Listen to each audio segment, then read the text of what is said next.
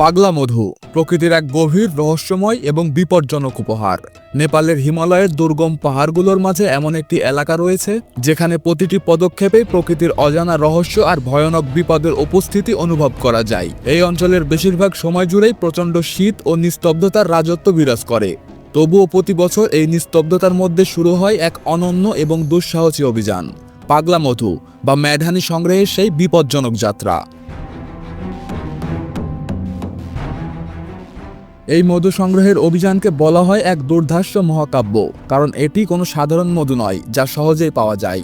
এটি এমন এক বিশেষ মধু যা শতাব্দীর পর শতাব্দী ধরে মানুষের মনে এক অদ্ভুত ভ্রম এবং রহস্যময় অভিজ্ঞতা এনে দিয়েছে। এই মধুর বিশেষত্ব এতটাই গভীর এবং বিপজ্জনক যে একবার সেবন করলে এটি একজনকে নিয়ে যেতে পারে এক অলৌকিক জগতে, যেখানে কল্পনা ও বাস্তবতার মধ্যে আর কোনো ফারাক থাকে না। এই মধু আসলে এক ধরনের রহস্যময় সামগ্রী যা স্থানীয় সংস্কৃতির একটি অপরিহার্য অংশ। বিশ্বের সবচেয়ে বড় মৌমাছি অ্যাপিস ল্যাব্রেসিয়া শুধুমাত্র হিমালয়ের গিরিপথেই বাস করে। এই মৌমাছি তৈরি করে এমন এক মধু যার মধ্যে রয়েছে গ্রাইনোটক্সিন নামের এক মারাত্মক রাসায়নিক। এই গ্রাইনোটক্সিন এতটাই শক্তিশালী যে এটি মানুষের স্বাভাবিক অনুভূতি এবং ধারণাকে সম্পূর্ণভাবে বদলে দিতে পারে। এই মধু খেলে মানুষের মনে হতে পারে সে অদ্ভুত সব কণ্ঠস্বর শুনছে এবং চারপাশে দুনিয়া যেন গলে যাচ্ছে। কিছু মানুষ এমন বিভ্রান্তির মধ্যে ডুবে যায় যেখানে কল্পনার দুনিয়া আর বাস্তবের মধ্যে পার্থক্য একেবারেই মুছে যায়।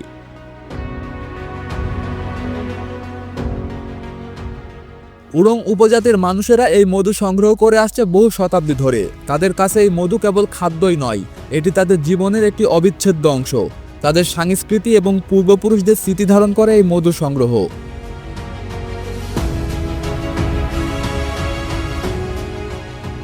এই মধু সংগ্রহের জন্য তাদের প্রতিবারই যেতে হয় 800 ফুট উঁচু এক খাড়া খাদে, যেখানে ওঠার একমাত্র উপায় হলো একটি মজবুত দড়ির মই যা তারা নিজেরাই তৈরি করে। এই উঁচু পাহাড় বেয়ে ওঠার সময় তাদের শরীরের প্রতিটা পেশি যেন তাদের সামর্থ্যের চরম সীমায় পৌঁছে যায়। এই বিপজ্জনক অভিযান চলাকালীন তারা জানেন একটিমাত্র ভুল পদক্ষেপ তাদের বিপদের মুখে ফেলে দিতে পারে।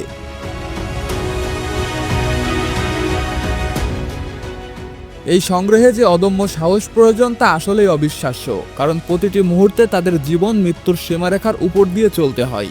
দড়ির মই ধরে এক একটি ধাপ ওঠা মানে নিজেদেরকে এক ধাপ করে বিপদের দিকে এগিয়ে নিয়ে যাওয়া। কিন্তু তারা থেমে যান না, কারণ তাদের কাছে এই সংগ্রহ শুধু নিজের জন্য নয়, বরং তাদের ঐতিহ্য, সংস্কৃতি এবং পূর্বপুরুষদের প্রতি সম্মানের প্রতীক।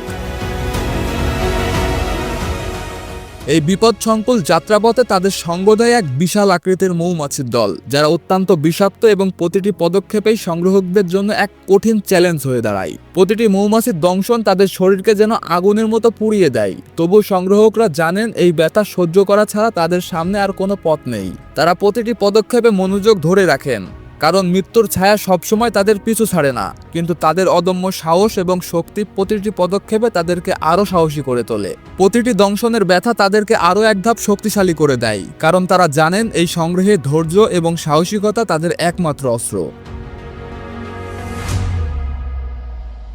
মধু সংগ্রাহকদের সাথে কিছু বিশেষ সরঞ্জাম যা তাদের সংগ্রহে সহায়ক হয়। একটি দড়ির মই তাদের জীবনের একমাত্র ভরসা, একটি বড় ঝুড়ি থাকে যাতে মধু জমা হয়, এবং মৌমাছির দংশন থেকে কিছুটা রক্ষা পাওয়ার জন্য সামান্য সুরক্ষা গিয়ার থাকে। তারা জানেন এই বিপজ্জনক মধু সংগ্রহের সময় তাদের মনোযোগ এবং ধৈর্যের সীমায় পৌঁছাতে হবে। তাতাঙ্গোটা নামের একটি লম্বা লাঠি দিয়ে তারা মধুর চাকগুলো কেটে ঝুড়িতে ফেলে। প্রতিটি চাক কাটার সাথে সাথে মৌমাছি আরও উত্তেজিত হয় এবং তাদের আক্রমণ তীব্র থেকে তীব্র হয়ে ওঠে। একসময় মধু চুইয়ে নিচে পড়তে শুরু করে এবং একটি বড় পলিথিনের মধ্যে জমা হয়। মৌমাছিরা চারিদিক থেকে আরো ঘন হয়ে ছড়িয়ে পড়ে, তবু সংগ্রাহকরা তাদের মনোবল বজায় রেখে ধৈর্য ও সাহসিকতার সঙ্গে কাজ চালিয়ে যান। সংগ্রহ শেষে এই মধুটা একটি ছোট ছাঁকনি দিয়ে ফিল্টার করা হয়, যাতে মধুর মধ্যে থাকা পোকামাকড় এবং ময়লা পরিষ্কার করা যায়।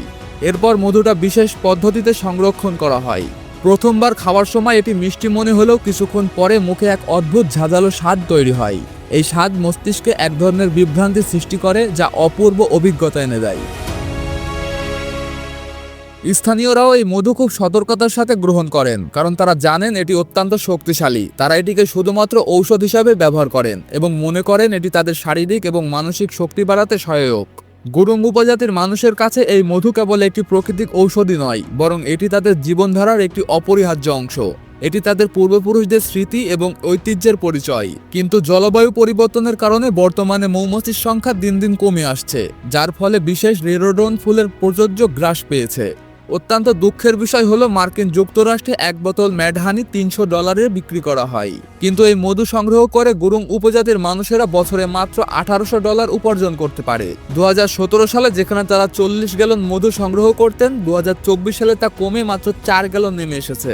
এই মধু কমে যাওয়ার উৎপাদনের কারণে গুরুং উপজাতির মানুষেরা ক্রমাগত উদ্বিগ্ন হয়ে পড়েছেন, কারণ এটি শুধুমাত্র তাদের আয়ের উৎসই নয়, বরং তাদের সংস্কৃতি ঐতিহ্য জীবনের গুরুত্বপূর্ণ অংশ। তারা জানেন এই মধু তাদের জন্য একটি মূল্যবান সম্পদ, কিন্তু তার সংগ্রহের প্রতিবারই তাদের জীবন মৃত্যুর ঝুঁকির মুখে পড়ে।